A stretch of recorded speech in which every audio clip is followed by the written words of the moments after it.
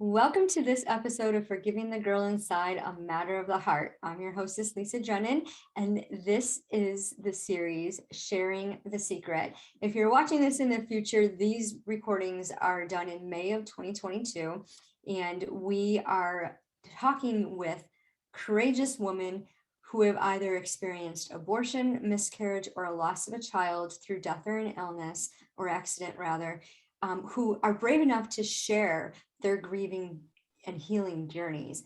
A lot of women who lose a child never get to fully grieve. And I've found one common thread in these interviews so far. This is like my 15th interview.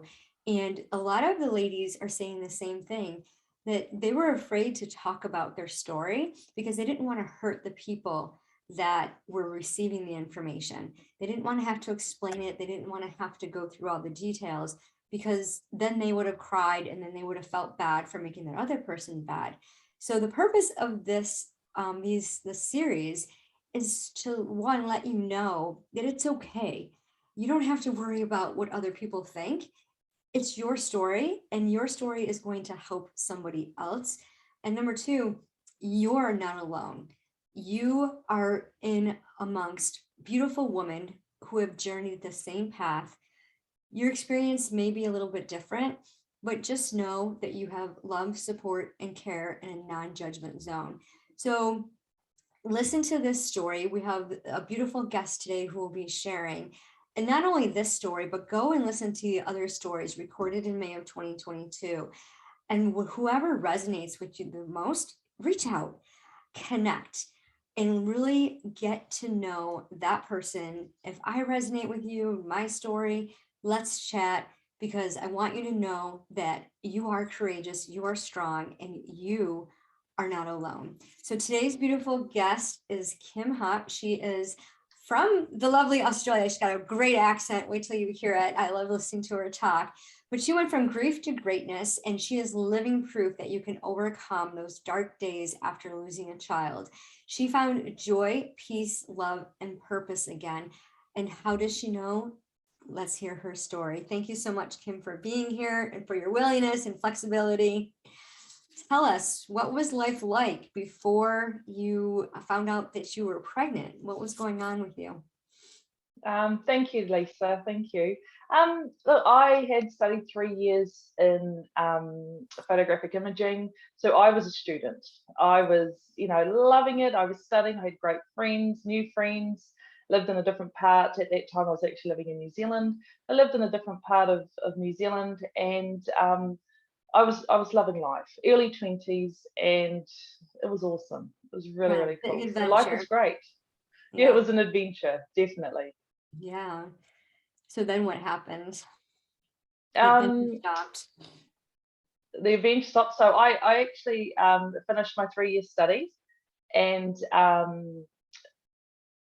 finished my 3 year studies, and basically I was pregnant, so that was cool. It was exciting for my partner and I, and yeah, instead of going to graduation with my little baby, I actually delivered a stillborn little boy at full term. So instead of going, okay, I've done my 3 year study, I can just relax, be a mum because I already had a little boy, um, and just relax and be on maternity leave and enjoy being a mum again. I actually, the day I went to have my son in 2004 to be induced, I was told that his heart had stopped beating. So everything that I had planned, dreamed of, and everything, the car seat, the baby cot, which was actually belonged to, had been in the family for years, like 20 years. I think this baby cot had been in the family. So my dream, my whole world just went down, and Wow. it was no more. So the adventure, the joy, the fun was over, and life literally stopped. Yeah. I can't even imagine. That must have been so devastating. And then, so you were full term, you were 40 weeks. I was around 41, 42 weeks. And so in New Zealand, they'll let you go to about 42 weeks and then they'll induce you. If there's nothing wrong and you're not unhealthy and babies okay, then they'll just book you a date, and yeah, Oh, you'll wow. go in. So then what happened? You must have just, I mean, you were devastated, obviously, but what was it like? Did they let you hold the baby, and did you give the baby a name? Yes, so I've actually lost 3 children. So that's my son in 2004. And yep, so I named my son and everything. The first thing I said to the specialist was, I want to go home. We lived 40 minutes from the hospital, and I just wanted to go home. And he said, you can go, because I had a driver with me, so that was okay. If you were on your own, you would need to get someone to pick you up, just for that safety. So delivering my son, it, hospitals really need to kick up the butt. You know, he was born 2 days later. I was in labour for a very long time. But you put things in place. You feel that you've spoken to the midwives, the doctors, the nurse.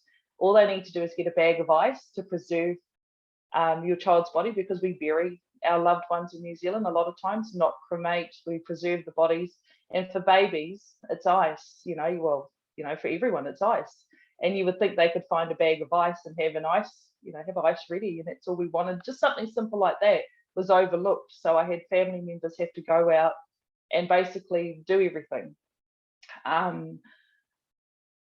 I had to organise things for the hospital to get the point. Yeah. So not You only am I in almost, pain and in labour, I'm you almost organising went the into midwives. work mode, and like, you're like, no, I need to take care of this. And you almost went into this prep mode of working, and like moms do, they're like, okay, this has got to be done, done, done. And you didn't really have time to stop and grieve and really just do what a mom would do when they lose their child.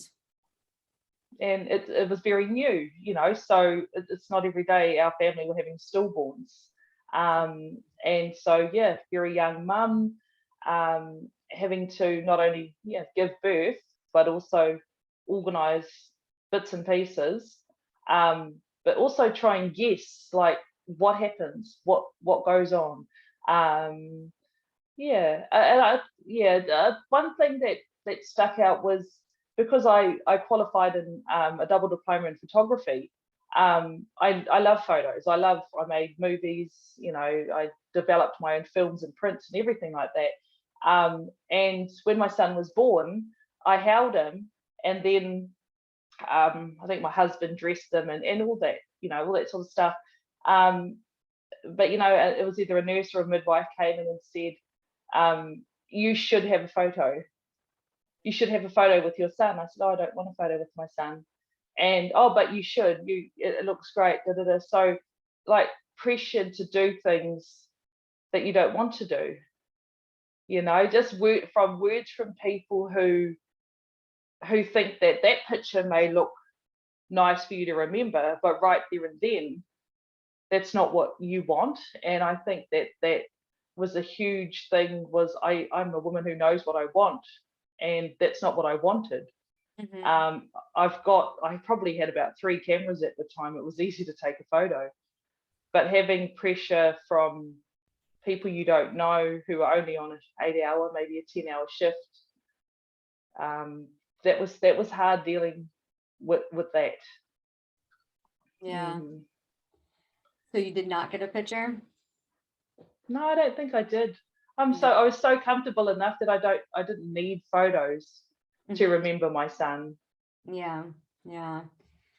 Yeah. That had to have been hard. So I you got had, heaps of photos. I got heaps of photos of him, and I had his whole funeral video recorded. But Mhm. I didn't feel that I needed to have photos with him to love him anymore. Right. Right. Yeah. Yeah. Yeah. 'Cause he was a precious little boy. And do you, what was it like afterwards? So you went through the funeral process, and did you have other children? Yes. So at the time, my eldest son was 4. So I went through the funeral process, and then after the funeral process was like, it was light and dark. It wasn't as heavy as losing my other 2 children after. It was light and dark, because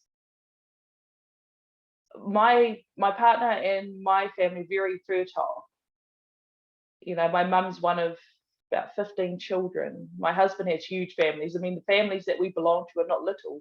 So knowing that we were very fertile, yeah, that and that's quite normal for that generation in Maori families. And so in a way, it was like we knew we could have children. The fertility, process is not a problem. So for me to help with the healing was like, okay, just bad luck, just bad luck. It's just something obviously that happens. But the hospital, and bless them for this, asked if they could take samples. And we said, sure, maybe it'll help a family one day that may have a stillborn, without knowing that, without any problems. And they took samples and just put the samples aside. And lo and behold, a year later, we found ourselves getting those samples out after we lost our second baby in 2005. So as devastating as it was, and life just stopped, there was hope. There was like, okay, very fertile, can keep having children, not a problem. But yeah, life was pretty hell. It was dark. 2 years in a row. So you had a second, was that a miscarriage or was that a stillborn in 2005? No, I've had 5 separate miscarriages. I've lost 5 further pregnancies. So I've been pregnant 9 times. I have 1 living child.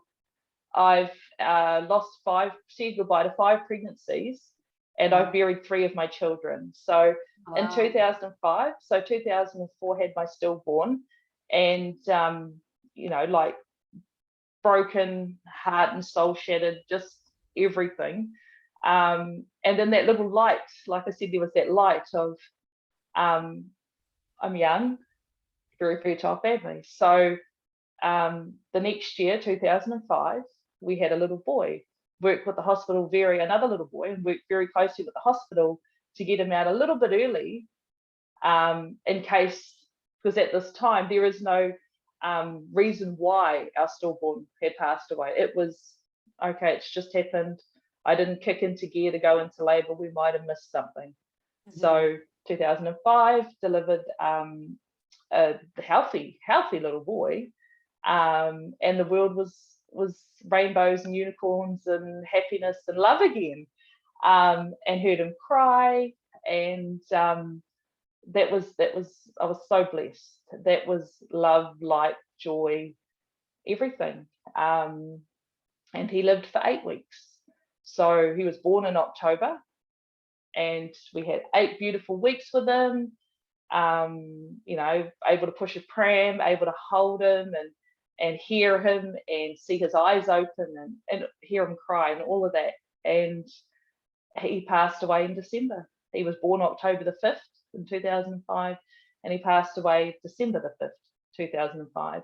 And once he passed away, doctor and midwife said straight away, get those samples from your son who passed away at the hospital. We're going to ring the hospital, and we suggest to have genetic testing, because this is not normal that you have 2 siblings pass away like sudden. Right. Wow. So what did they find? Did they share that with you?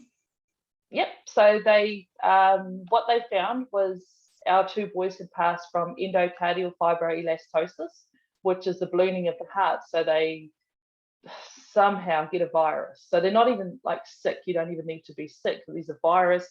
It's so complicated. But what happens is once they contract this virus, it goes into the heart balloons and it pops. Oh wow. And it's sudden death. So they're sick for a week, they're sick for 2 months. Once that heart expands, that's it. It's just a matter of when. Is that genetic, or do they know what causes that? It's definitely, well, for us, we were told it was a recessive gene. Oh wow. Yeah. Wow. So that's when life went downhill, was because like this was our little baby of hope and joy and love, and the pot of gold at the end of the rainbow. When you have a stillborn, there are a lot of answers, and there's questions and answers of why, and then to get yourself through. For myself, I was like, I've got to look at this as a positive thing, like it wasn't his time, and move forward. So that's where that light bulb came on. But once we had our son the following year for 8 weeks, and it was like, awesome, we've got another little baby, life is amazing. And then he passed away suddenly. It was like, for myself, I just thought, what, there were just swear words. It was everything. What the hell did I do? Yeah. What's wrong? Yeah. And I bet I've heard that a lot too. Like when women will blame themselves, like, what did I do to cause this? And some of the women that I've interviewed for miscarriage, they'll say, well, what did I do to kill my baby? Like, should I not have gone to that exercise class, or did I not eat healthy? Did I not rest? Did I not have the right thoughts? And we always we want to take responsibility. We want to blame ourselves, but sometimes it's just completely out of our hands. To deal with it once is really hard. To have to go through it again and again. And I know I'm hoping I've invited a guest for a later show who had multiple miscarriages, and finally rejoiced and has had a baby recently. And I just, what's the thought process like when you're pregnant and you're carrying the child? Do you go back and think like, will this child make it? Will this child grow up? Do any of those thoughts go through your mind? Can you share a little bit about that? I do remember I was quite strong. Like when I was carrying my son in 2005 after my stillborn, I was thinking quite positive. I felt good. My skin was glowing. By then, I think I was working for a newspaper, so it was different. There was a little bit of thought there, but I worked, close with a specialist in hospitals, and I was monitored whenever I felt, oh, I didn't feel baby move. So I felt a lot better, because I was like, I'd never heard of anyone losing. I'd never heard of 2 stillborns, but there were no conversations about, death of baby. The neonates, there was no conversation. So I was like, oh, as long as he comes out alive, he's going to live forever, because that's the mindset you live in. You switch into a happier, more positive.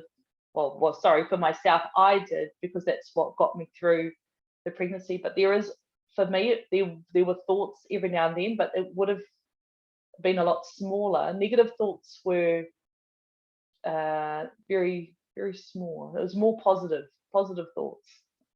Yeah. Well, flipping your thoughts. I mean, I'm a mindset mentor, so I tell my clients all the time, and I share on my solo podcast, like, we can't change our circumstances. We can never go back, but we can change our perception and what we learned and how we grew from that experience. And loss is always very hard, because it hits home, it hits our hearts, especially as moms. And when you have no control over something, it makes it that much more devastating. It's trying to figure out the why.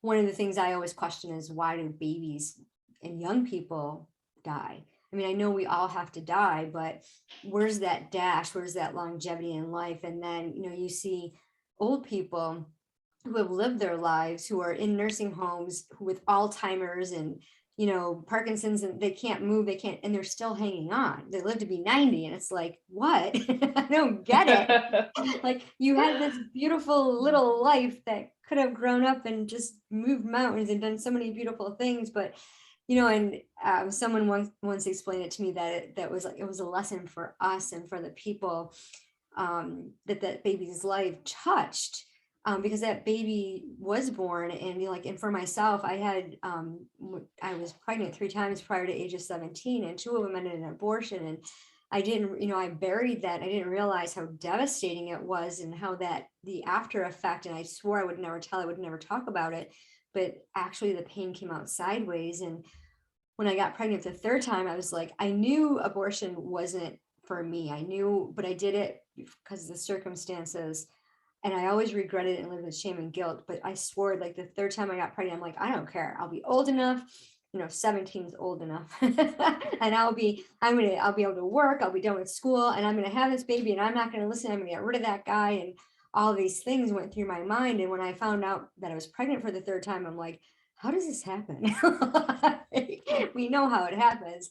However, just our thoughts get so intertwined and it's just like a rubber band ball. We can't sort it out because we've never talked about it and never grieved it. And to have these thoughts while we're going through it, I mean, I can imagine how scared and fearful it is for someone to think, oh yeah, I'm pregnant, let's celebrate. But then in the back of your mind, you're like always fearful. Is it this child going to make it? Am I going to go through this again? Do I have to do this? And the body changes and the hormone changes. And then I mean, I can't even imagine, like, your husband had a different set of feelings and then meshing together and trying to grow and heal from it. Can you tell us a little bit about that? About the healing.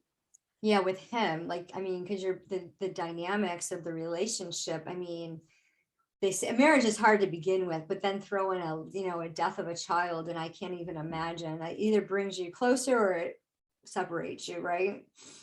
Yeah. So, um, yeah, I can't speak for my husband, or my son, like my eldest son, but I know that it's definitely not easy, and it's one of those things where you're having a great day, so you think, okay, I'll go to that birthday, or I'll go to that Christmas do, or go to the party, because you're starting to slowly, even family, like even close family functions, you just don't want to go anywhere, and then when you start to get back out into society and mingle again, you'll have a good day and you're going, right, I have a great day, I'm going to go out. And so you'll go, oh, should we go to the birthday, someone's birthday? And then, like for my husband, he might go, I don't want to go. So it's hard to see where each other are at.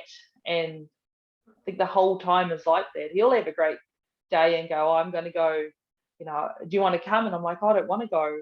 So, and then you feel odd because you're sitting there thinking, well, they're going to go, where is she or where is he?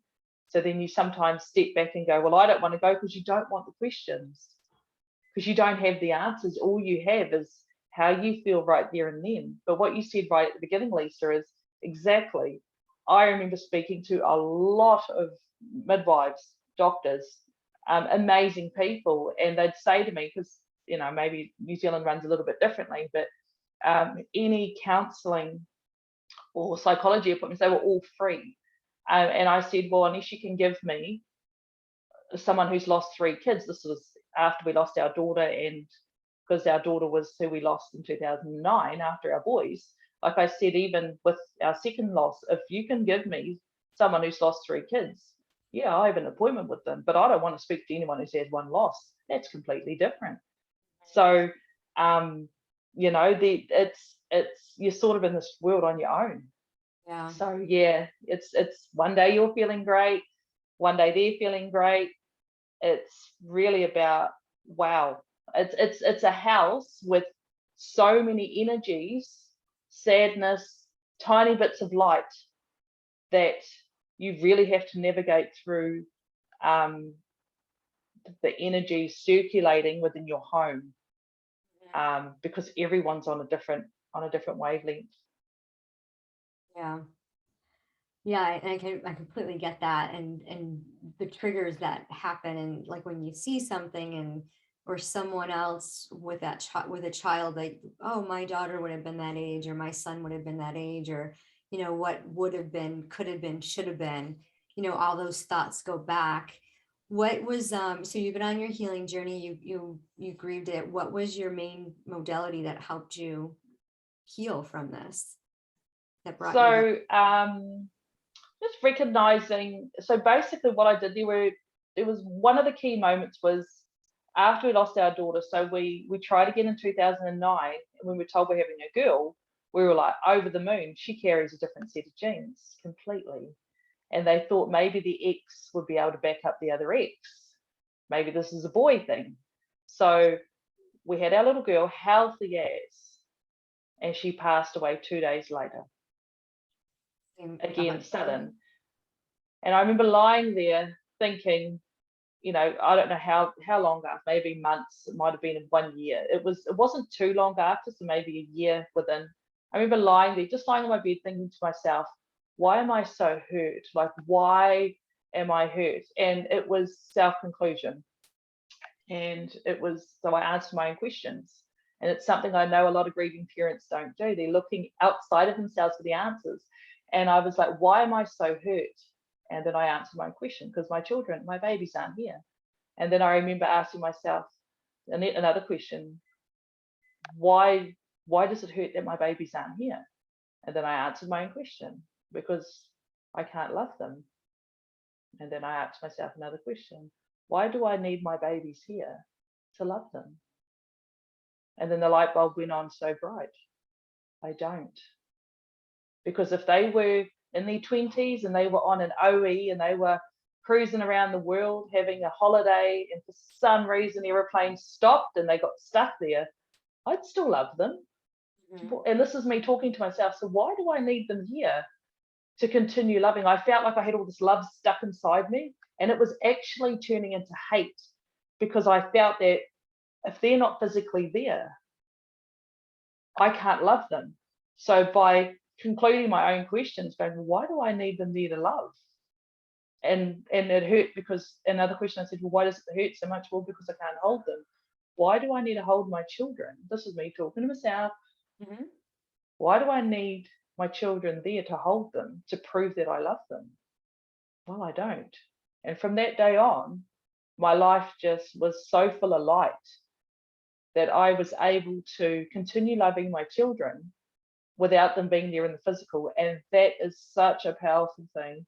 That was a game changer and helped me overcome grief. A lot of people can't say they've overcome grief, but I can. Once I answered my own questions and was honest about why, but even asked the question, why am I hurt? Right. It's funny because I have a 7 deep flip where we ask whys in my Divine Heart Alignment Academy. We go through a process, and I just did a retreat, a 3-day retreat with that. And that was the last thing we always do on day 3 is the 7 deep flip. And it's just asking why. And it's talking to yourself and asking yourself, because you have the answers inside of you. And a lot of times what we conceal never heals, because it's not talked about. And the power of words, speaking them or writing them down, brings so much healing. I mean, even if you never talk to anyone about it, record your voice saying it and listen to yourself, and you're going to get such a different perspective. And you are so right, we don't have to, I mean, we've lost our parents. Well, I've lost my parents. People have lost siblings and things like that. And when I was growing up, my mom always taught me that we're all going to die. We celebrate death. We're Christians, and as Christians we know we're going to go to heaven. We love Jesus, and those who love God, and then there's the eternal life. So I was raised with these conditioning statements saying that death was never bad because there's hope in heaven. And so when somebody died in my family, I would cry, but that was it. I was done. Okay, we'll see you when I get there. See you later. It was never goodbye. It's see you later. And so when people die, like I mean, like I said, I'll cry at the funeral, and I'll cry like at times. My mom passed away in October of 2018, and I'll cry like, when I'm thinking about something, it'll bring tears to my eyes, but it's not this, oh, I can't go on. I can't, I'm so sad. I can't celebrate my birthday because every year on my birthday, my mom would bring my favorite cookies. Like, it's not like that. And I know some people, not everyone grieves in their own way, but there's some people who act like a victim in the grieving process. They don't want to get out of that victim triangle. And I believe it's because they don't properly grieve. Like, grieve it, cry, let the tears flow, talk about it. Don't worry about what everyone else says and how you're going to hurt them if you say something. And one person had said, well, if I answer that, I'm going to be really angry and I'm going to start an argument. Well, if you choose to, yeah. But if you don't choose to, you can say whatever you want. If it's going to help you heal, talk about that person. And then I've heard people talk about negatively things about people that are gone, and I'm like, okay, they're not here to defend themselves, so stop that. But one of the worst things I've heard is when people have lost children. They knew you're pregnant, they knew that you had the baby, but they don't know that the baby passed away. They missed that entire part. So then they see you, Oh, how's your How's children? the baby? Yeah. Yeah, how's the Yeah. baby? And that is a huge trigger. How did you process that trigger? Oh, I was a mess, honestly, Lisa. By once we lost our son in 2005, yeah, I was like, okay, stillborn, you think bad luck, then you lose another baby, you think the world hates you, God hates you, you think everything, you think, what have you done wrong? Um, should you, like you said, should you have gone for the walk that day? Should you have done anything? Should you have picked up the laundry basket? Whatever. Um, done the housework. So, by then I hated the world and everyone in it. And I just blamed anything and everyone because there were no conversations about child loss. There was, you go to dinner, you meet people talk about jobs, people talk about celebrities, people talk about rubbish, whatever. But you never talk about just a general conversation about things. And death is so far from the table these days, and it's getting a lot better, which I'm loving. So I had no go-to, and I hated hated the whole world. um, when I went back to work, and of course I was working in spaces that I only saw people maybe once a year. So when I got asked the question, oh, how's your baby, it was such a huge trigger. If they didn't know, I actually can't remember what I did say to them, but if I did say anything, it would be, she passed away, he passed away. Um, and yeah, it was horrible because you're trying to lift yourself up at work. You're trying to get through 8 hours of work. And Mhm. when you're dealing with people, anything they say, do, a pram getting pushed past the store window, a baby blanket, announcement of people's pregnancies, that was enough to have me spiral back down after working so hard to lift myself energetically up into a positive space. Um, Even physically holding myself up. So anything was a trigger. It was hard. It Yeah. was not easy. I did not even know where to go, who to talk to, or even that I was being triggered. I lost my children. I lost my three of my children by age 29. Oh, sorry, by age 29. I did not even know. I had never heard the word triggered until I was probably around 32. It's only in the last 10 years. Mhm. So I didn't even know I was being triggered. I thought they were being rude. I thought that they were upsetting. I thought that they were upsetting me. Yeah. So yeah. That's a trigger, yeah. So I Yeah. was able to look at it a lot differently once I understood what I would have been going through. Once I was able to look back and go, oh my gosh, I was so rude. I hated the world. I was nasty to people. I thought that they were just being, yeah, just rude and horrible, and I felt they were hurting me on purpose through their words and their language. Once I was able to look back, I was like, I was being triggered and I had no lifeline. Mhm. Yeah. How did you find your lifeline? My lifeline, number one, myself, by concluding, by actually stopping and reflecting. So I had a few little light bulb moments. And then my main one was multi-level marketing. In 2016, I actually had my last pregnancy, didn't know it was pregnant, and decided not to have any more children because of the high risk that it was affecting both our sons and our daughter, our only daughter. Um, and I chose to abort this child, and I was so blessed that I found out quite late that because of my history, I did not have to continue the pregnancy. No regrets. And it was the best thing that I did because I had come so far. And at age 36, to be pregnant and know that I'd already lost two sons, a daughter, and said goodbye to several pregnancies. Um, Once I aborted that child, it was like the end of that segment in my life. There was a tiny bit of grief, but it was more, if I don't move forward in other areas of life and opportunity, and if I just stick around always wanting to add another child into my family, it's not going to be healthy. So my husband and I really looked at it, and it was such a blessing to sit there with him and discuss so many things. My lifeline came through multi-level marketing. A woman had been hassling me for a year and a half. And I just rang her and I was like, I don't know what the hell you're talking about. Because I was on a different page. I said, but if it's better than feeling like this, I want to have a look at it. It was the personal development through multi-level marketing that helped me go from zero to hero, grief to greatness. In less than 12 months, I had shedded so much ugly energy just through personal development through that I had held on to for many, many years since I lost my stillborn. That's beautiful. And that program was through an MLM?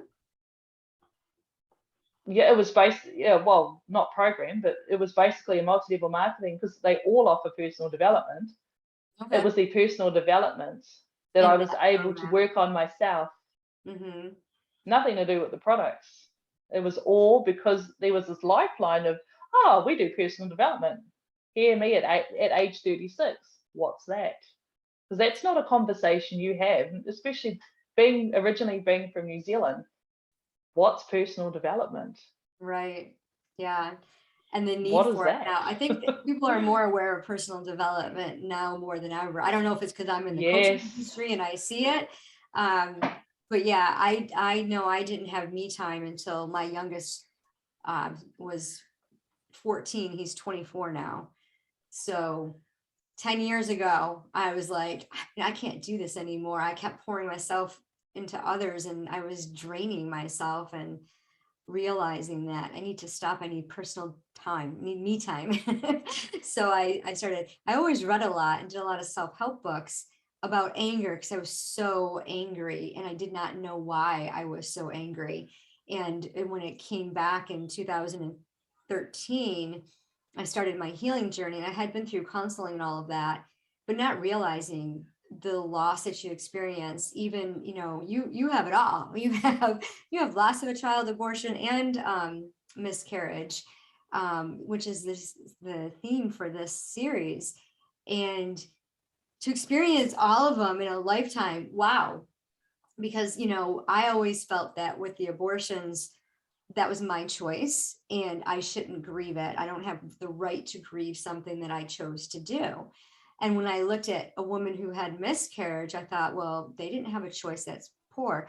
But in Italian, aborto is miscarriage. And I love studying words. And when I heard that, I was like, wow, it's so similar. And it's almost like the child themselves are telling you, no, I don't want to be born. So, it doesn't matter. And, and there's all that. I mean, I can go on and on, but I won't. But the experience of loss and grief, when we don't work on ourselves and we allow these things to control our minds, control our thoughts. And when we have that stuff coming at us, and we're like, ignore, that's when you explode.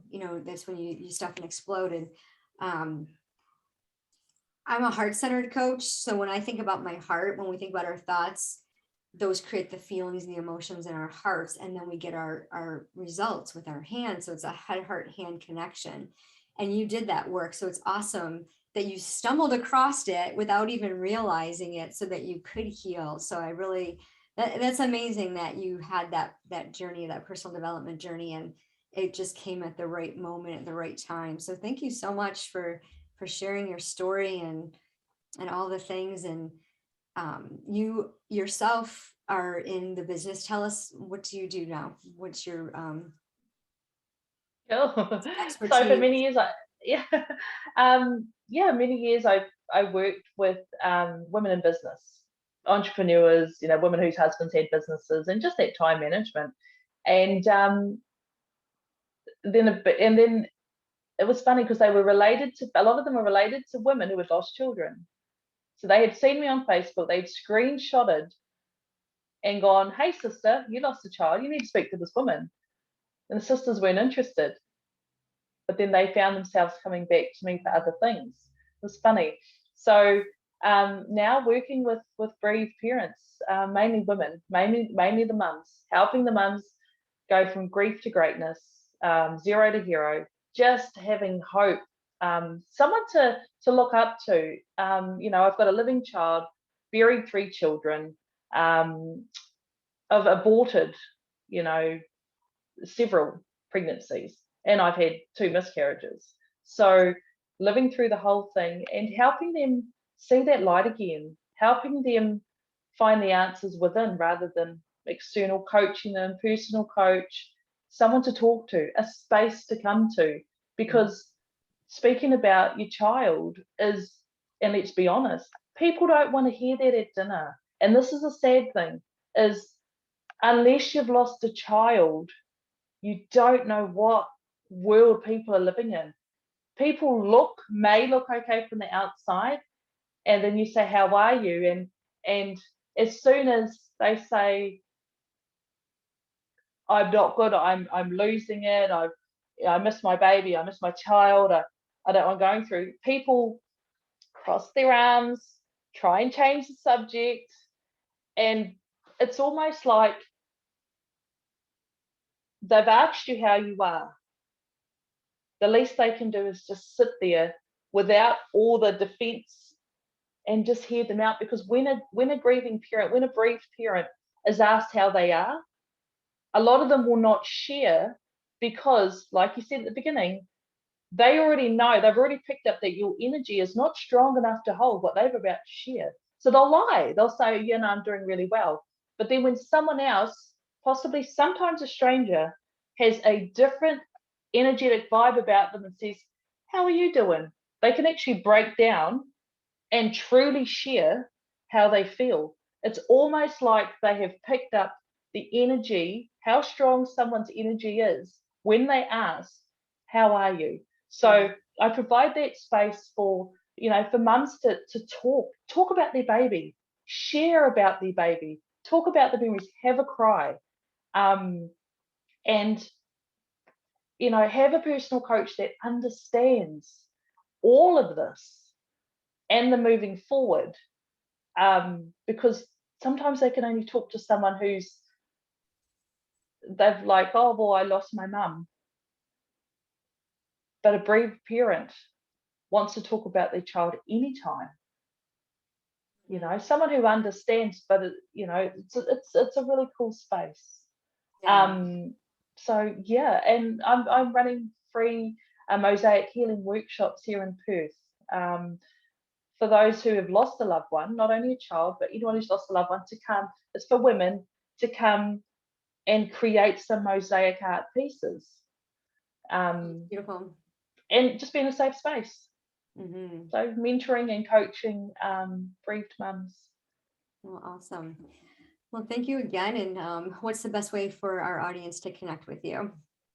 Cool. I will send you the links and we can pop them in the comments. Is that possible? Oh, absolutely. That would be there. So is the best way to through Facebook or Instagram, your website? Probably Instagram, Facebook, and email. Okay, perfect. So we have Instagram.com, rebuilding lives. I can't speak today. Rebuilding Lives Perth. So we'll get those links in the description. If you're watching this, look for those. Reach out to Kym. She has this beautiful, amazing ministry to help grieving moms mostly, but if you're a dad, you can connect with her too, I'm sure. Yes. If she can't help you, she'll send you to someone who can. So she definitely has a strong heart for it. So it's beautiful. So thank you again, Kym, for being here. And thank you for listening to this episode. If this resonated with you, again, please reach out. And if you know anyone who is in need to hear this, who wants to come to a safe place to grieve, to process the loss through post-abortion, loss of a child, miscarriage, whatever it is, have them reach out. Click on the description, share this podcast, or if you're watching on YouTube, share it with that person. Remember, mindset is the crux of all that we do. It's a matter of the heart.